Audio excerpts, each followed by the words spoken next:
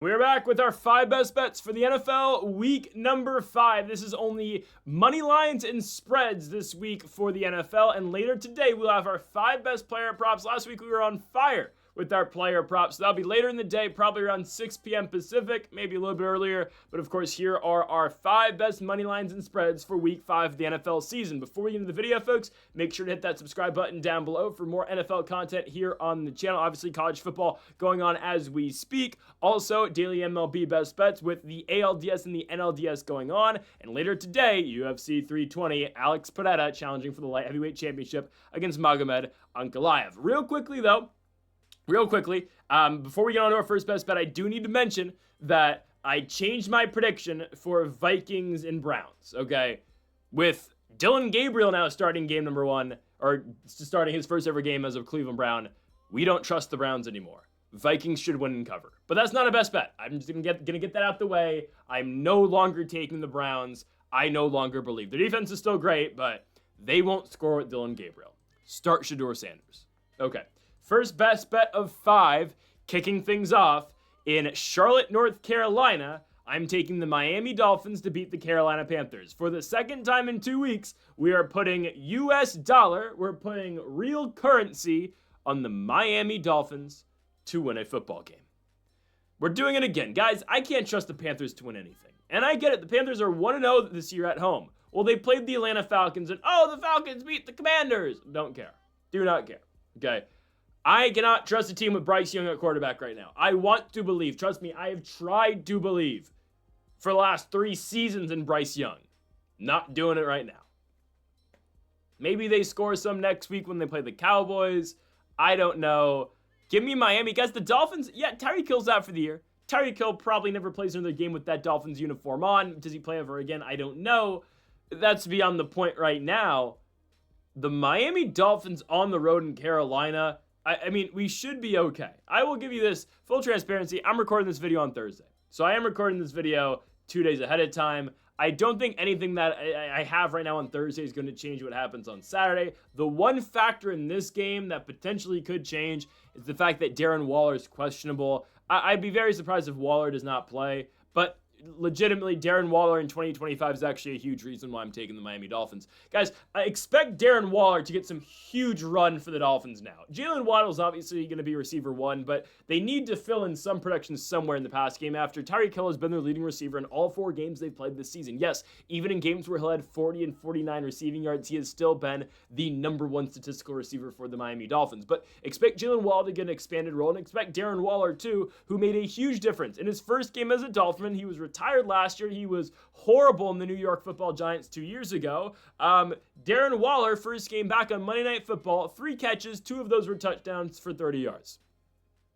And Waller only played in the red zone and on certain third downs, and he made that big of an impact. Do not forget how big of an impact Jonnu Smith had on the Miami Dolphins, and now you get Darren Waller there instead. Sign me up for this. Is Tyreek out? He is. Devon Achane's going to make plays. Tua Tagovailoa, he'll figure it out. Tua will figure it out. I like Malik Washington quite a bit, known as the quarterback of the University of Maryland, receiver obviously for the Dolphins. I think he can play. I think he can. But I'm telling you, I think Darren Waller is going to have a pretty big day, and I think Darren Waller is actually going to have a pretty big season to the point where I now am starting Darren Waller in fantasy over David Njoku. I spent a 7th round pick on Njoku, and I got Darren Waller in the 13th round. I'm starting Waller this week. Hopefully I'm right. I don't know. I hope they both play well. I can't trust Njoku with Dylan Gabriel. Now, I know he wasn't playing well with Flacco either because Harold Fannon's their guy now, but it is what it is. Guys, the Panthers are 1-3. And yes, they have won their only home game this season, and they blew out the Falcons 30-0. That was nothing the Panthers did offensively. That was everything the Falcons did not do offensively and everything that they gave, or every time that they gave the football back to the Panthers. Again, Panthers win the game 30-0. They do nothing on offense that screams to you, oh, they're great. And unfortunately, last week, again, we actually had the Panthers that cover against New England. That was more of a Patriots aren't that great type of deal, but it is what it is. Go out and they go to New England and they get completely decimated. They lose the game 42-13. Yikes. Yikes. So Bryce Young he's cracked 160 yards once this season. The offense isn't very good. Your O-line's gotten worse. And Chuba Hubbard's not really running free like he was during points of last season either. Ted McMillan's great. That was a great pick for them.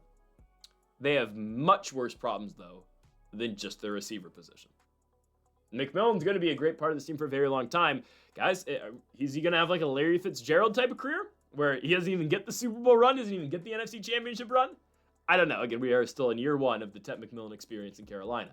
But I believe the Dolphins win. The Panthers will not be able to keep up offensively. I know they're 1-0 at home this season. I do not care. Give me the Dolphins. The Tyreek Hill-less Miami Dolphins will go on the road and beat the Carolina Panthers. -115 for the Dolphins on the road. Our second best bet of the video, we go to another game with teams that have not been playing that well this season, but trust me, this is where the value is this week. In East Rutherford, New Jersey, the New York Jets host the Dallas Cowboys. I'm taking the Cowboys. Full transparency, I was close to taking the Giants this week too, but can't go that far into losing football, right? Give me the Cowboys. How about them Dallas Cowboys? Jets are 0-4. They're horrible. So piggybacking off of what we got in that Dolphins, or talking about the Dolphins just right now, the team that beat the Jets was Miami. And of course, obviously, New York just lost to them on the road. And yeah, they only lose the game by 6 points. Well, you score a touchdown very late in the game to cut it to 6. You were really down 16. You were really down 16. Or sorry, 14. You're down 14. You cut the lead to 6 at the end of the game. You don't get the football back. You do not recover the onside kick. I want to believe in Justin Fields, but like Bryce Young, I don't know if I can believe in Justin Fields. Great runner.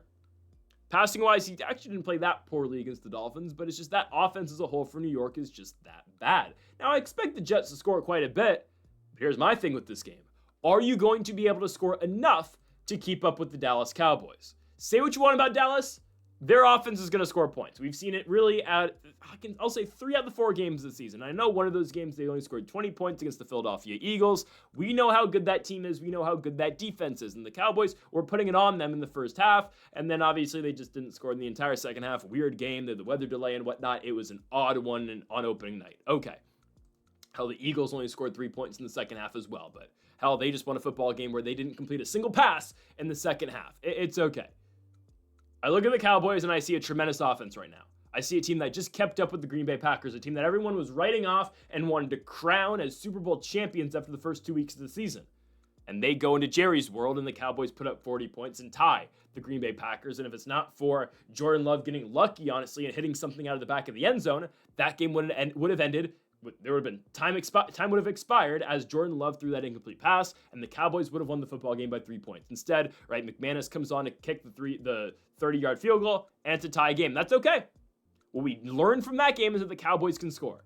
And have they done it on the road just yet this year? I can say that they kind of didn't in Philly. The Bears game's an outlier. It is. They have scored in every other game this season. 40 points twice this year. They put up 40 against the Giants in Dallas, 40 against the Green Bay Packers. The Jets have nothing that's going to scare me defensively. Well, Ahmad Sauce Gardner, obviously. And they've got players, okay? I shouldn't say that they have nothing defensively that scares me that much. They've got guys. It's something that the Cowboys won't be able to handle. Because the way the Cowboys are playing offensively right now, and the way that Dakota Prescott's playing right now, it's hard to bet against that offense. Now, the defense, it don't get much worse than that. They don't get stops. Look at the New York Jets offense. I like Breece Hall. I like Breece Hall quite a bit. I hope they get Breece Hall even more involved in the offense. Obviously, with the injury to Braylon Allen, I expect some run now for Isaiah Davis, obviously. Isaiah Davis in Allen's absence, but expect a lot of Breece Hall. And that's fine. Again, Breece Hall can be a really good player when you need him to. Obviously, he's dealt with injuries throughout the course of his career so far, but he showed in that Miami game that, yeah, he can still be a very reliable option for you. And obviously, you still have Garrett Wilson in the receiving core as well. But guys, Justin Fields, to me, can't lead this team to win. You can't. You could get by with Justin Fields in Pittsburgh because everything around him was so great. Again, this is not a hit on Aaron Rodgers at all. I think Rodgers has played great football so far this year, but Aaron Rodgers has the Pittsburgh Steelers at 40 years of age at 3-1. They still made the playoffs, splitting time majority Russell Wilson, but with Russell Wilson and Justin Fields last season. Hell, Russell Wilson's not a starting quarterback in the NFL anymore, at least for now. Bengals, you should trade for him, by the way. I'm just saying. I know I'm not the biggest Russ guy, but why wouldn't you want Russell Wilson to be your quarterback in Cincinnati? Worst case, Burrow comes back at the end of the year. Russ is on a 1-year deal. You have Joe Burrow learning in the same room. I mean, I don't know how much Burrow needs to learn anymore, but you just have Joe Burrow around Russell Wilson. I don't think that can really hurt. And if Russ does want to completely move on to a backup role, it's not a bad place to be a backup. Like, other than Miami, there's not really a better place to be a backup where you get a chance to play. I like Joe Burrow quite a bit, but he gets injured. Anyways, I'm going to be going with the Dallas Cowboys here. The Jets will not be able to keep up, and this is what this game comes down to. The Cowboys will score almost every single time they touch the ball because Dakota Prescott doesn't get the credit he deserves for being a very good quarterback in the National Football League, and he's doing it right now without his best receiver, CeeDee Lamb. He's doing it with George Pickens, has been turning it up recently, and he's doing it with Jake Ferguson, who's been extremely good this season. And Javonte Williams, big shocker out of the backfield, he's been very productive and very solid too. So I'm going with the Dallas Cowboys to win the game on the road in East Rutherford against the New York Jets. -115 though. We're going to take the 2.5 points because I don't really see this game being that competitive. I think the Jets will hang, but I think the Cowboys win by a touchdown. So I'm going to take 2.5. I'd rather do this than go -140. But again, -140 is playable as well in the money line. But for me, I'm going -115 for -2.5 for the Dallas Cowboys on the road in New York or New Jersey against the Jets. We move on now to the afternoon slate. We go to our first afternoon game of 2. Give me the Tampa Bay Buccaneers. I know this is an every week thing. I know it is. I know it's an every week thing that we do this. We have the Bucs have been on the best bets for 3 out of the 4 weeks of the season and now make it 4 of 5, obviously, with this game in Seattle against the Seahawks. I'm not concerned about the travel. I'm really not. I know, again, it's legitimately the southeasternmost point in the NFL up to the, well, other than Miami, all the way up to the, most northwestern point of the NFL. I don't really care personally. I think it makes a difference sometimes. In this situation, I don't think it does. Just because it's an afternoon game. I don't know. The Bucs are playing at 4:05 their time. I get it's a long flight, but that doesn't really affect me too much for this one. I'm going to be honest with you. And it's really because of my confidence and my belief in the Tampa Bay Buccaneers. I have so much confidence in this football team. I mean, again, if you've been watching the best bets, if you've been watching the predictions, you know I'm very high on the Buccaneers. The 2 teams I'm the highest on in the NFL, and it's been like this for quite a bit, the Bucs and the Lions, right? I mean, these are my teams that I wouldn't call them my teams, like I'm fans of both of them, but I watch these teams quite a bit. I enjoy watching both the Tampa Bay Buccaneers and the Detroit Lions play, and these are teams that I've relied on quite a bit. We'll see if we see them play each other in the playoffs like we did 2 years ago. However, I think the Buccaneers beat the Seahawks. I'm not sold on Seattle right now. I'm not. They're 3-1. You beat the Saints. You lose to the Niners. This is not in order. I'll do it in order. You lose to the Niners. You beat the Steelers because Caleb Johnson doesn't know how to kick return. You beat the Saints, and then you beat the Arizona Cardinals on a Thursday night football game in which if Chad Ryland, I'm not even going to pin this one on Chad Ryland. If the kickoff rules weren't stupid, the Cardinals probably win. And yes, the Seahawks did choke that game. Okay. Tampa's coming into town. I can't remember the last time Tampa went to Seattle. I do not remember the last time they had to go to Seattle and play. It's got to be 2018, 2019. I mean, they don't go to Seattle that often, primarily because, they only play each other once every 3 years, obviously, but I don't know when the last time they had to go to Seattle and play. It's been a minute.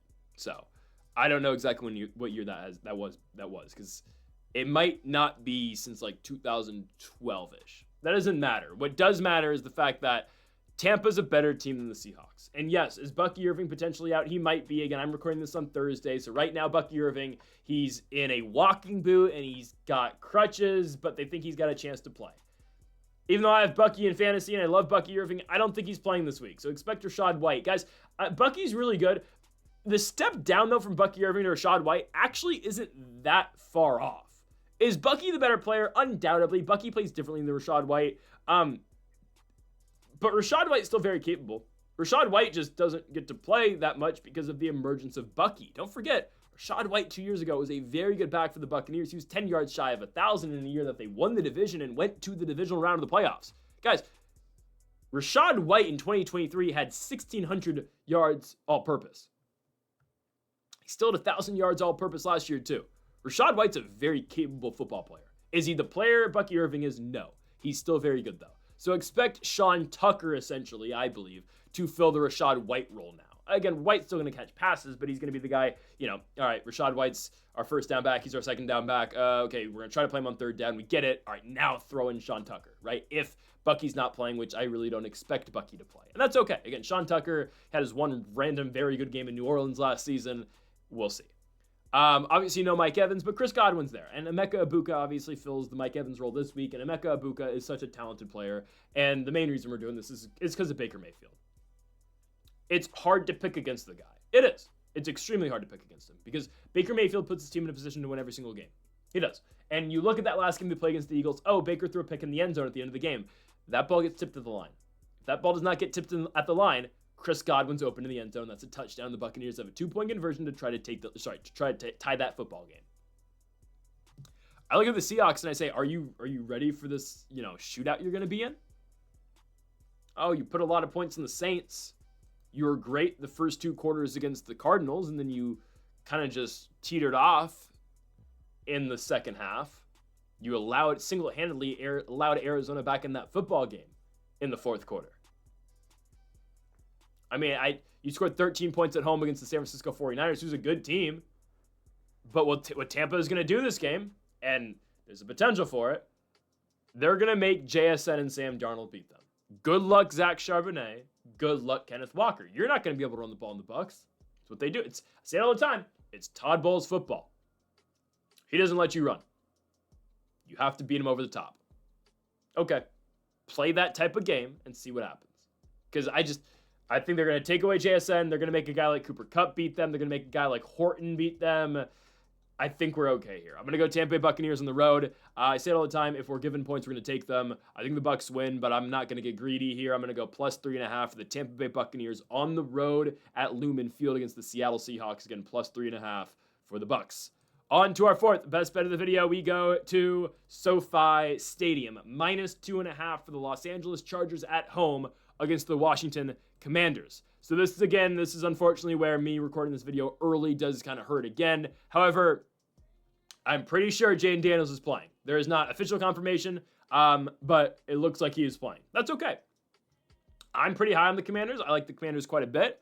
I think Jaden Daniels coming back though to play the Chargers on the road is difficult. I know the Chargers are coming off a loss. I don't expect them to lose to the Washington Commanders here though. Joe Alt, as of Thursday, looks like he's not going to play. That sucks. It's a good thing, though. Joe Alt's going to be back for later in the season. Okay. The Chargers, just because you lose in New York to the Giants, you go cross-country, you lose to the Giants. It is what it is. You lose that game, that's fine. In Jackson Dart's first ever game, the Giants have a newfound confidence within them. They're buying in again, and they are playing with confidence. That's okay. You lose that game. Herbert plays the worst game that he's played all year long. Amari Hampton has a huge game, but Herbert doesn't play well. He'll be fine back at home. He will be. The Chargers are a good football team. They have a great defense. And I know the Commanders have a very good offense. They're very explosive. They are 0-2 on the road this season. They lost at Lambeau and they lose last week in Atlanta against the Falcons. And I get it, last week it was Marcus Mariota at the helm. He was playing quarterback, and Jaden Daniels will be back this week, and likely Terry McLaurin will be back this week as well. Again, though, it's a cross-country trip, which I don't think matters too much. But more importantly, it's a road game for your quarterback who has not played in 2 weeks against a very good defense in the Los Angeles Chargers. Say what you want about last week. The defense did not lose the game for Los Angeles. And yes, Jackson Dart played well, but Jackson Dart, again, does not... Jackson Dart doesn't play so well that you're thinking, oh, how are we going to stop this guy? Like, they scored 21 points. The Chargers offense, simply put, just needs to be better, and Justin Herbert needs to lead that team to more than 18 points. And I'm sure Justin Herbert and I'm sure Harbaugh will tell you the same exact thing. They lost that game because they couldn't score. They will be fine this week at home against the Commanders. The Commanders are going to give up points. Regardless, again, of how good that offense is going to be, they're going to give up points. I think they have an underrated defense, but I think against good offenses, they struggle. I mean, again, beginning of the season, I was very optimistic about that defense, so I need to correct myself here, and I need to reiterate myself. Beginning of the season, I was optimistic about that defense. The Giants game, they looked great. The Packers game, they stuffed them at points. Last 2 weeks, though, that defense has not impressed me. I mean, I know, again, you're up big against the Raiders, but Trey Tucker puts up 150 yards on you, and you let Atlanta score 34 on you as well. An Atlanta team that was coming off getting shut out on the road against the Carolina Panthers. Yeah, you let the Falcons score 34 points on you. I think they're going to have trouble with Justin Herbert, who at his best and at his peak is a top 5 quarterback in the NFL. You know, I mean, people may be down and the media may be down now on Herbert after that last game. They lost one football game in New York. He's still a guy who should be high in the MVP race. I believe he's probably third still in the odds, right? He's second. He's second in the MVP race because of Lamar's injury now. Obviously, Jackson's probably not going to win it, so he's way dropped in the race. So now updated odds are Josh Allen 1, Herbert 2, Mahomes 3, Jordan Love 4, Matthew Stafford 5, Jared Goff, Jalen Hurts, Baker Mayfield, and Lamar coming after, and Daniel Jones. Herbert is still that good. Again, will Josh Allen win the MVP? Probably, because the Bills, I think, are probably going to go 15-2, and it's going to be hard not to give the MVP to Allen back-to-back seasons. But Herbert's still elite, doing a great job with Quentin Johnston. I know McConkey hasn't been big this year. He'll be fine. Trust me, Ladd's going to get fully involved soon. And the Los Angeles Chargers will be able to outscore the Commanders here and cover 2.5 points. I just think it's going to be difficult for Jayden Daniels on the road returning to play the Chargers, a very effective defense. So give me Chargers minus 2.5 at home from SoFi. They will cover against the Washington Commanders. On now to our final best bet of the video. We move to Jacksonville, Florida. Everbank Stadium, Duval. Yeah, give me the Jaguars at home. If we are given points, I'm going to take those points. Plus 3.5 for the Jags. The way the Chiefs play, and especially on the road, don't expect a real high-scoring affair, and don't expect the Chiefs to really put it on the Jags at all. Guys, I think the Jaguars win the football game. I have predicted earlier in the week, again on Monday, on Tuesday every week we post our NFL predictions. I predicted the Jaguars to win. If I'm given 3.5 points, though, me personally betting it, I'm just going to take the points. I want to make it as easy on myself as possible. Yes, we're missing out on some value there, but unless I feel very confident about a money line pick, and those usually don't come until the postseason, or at least late in the year in must-win games, I'm just going to take the points. Did the Chiefs' offense look a lot better last week with Xavier Worthy back? It did. It did. But you still don't have a run game. I mean, hell, Xavier Worthy was your leading rusher with 38 yards. So we've seen Mahomes be your leading rusher now 2 games, Isaiah Pacheco the other, and then Xavier Worthy now. You have a problem. You can't run the ball. So what happens when a team actually takes away your pass game? And I'll tell you this, the Jaguars' defense is actually really good. Look at the totals they have held teams to. 10 points against the Panthers. Bengals, that doesn't fit my agenda. Texans, 10 points. Niners, 21. And I keep saying this about the Bengals game. I will talk about it.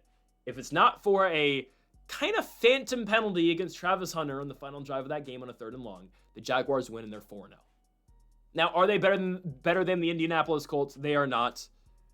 But this is still a 3-1 football team that gets back-to-back games in Jacksonville before a London game in Week 7. 3 straight games where they don't have to go on the road. Well, kind of. But London's the Jaguars' home, kind of. I don't know. I'm telling you, the Chiefs will not be able to run it up on the Jags this week. They don't play well on the road. They don't. They did not play well in Brazil. Did not play well against the New York Giants on the road. Oh, they won the game. I don't care. If the Giants if Jackson Dart starts that game, the Giants cover that one.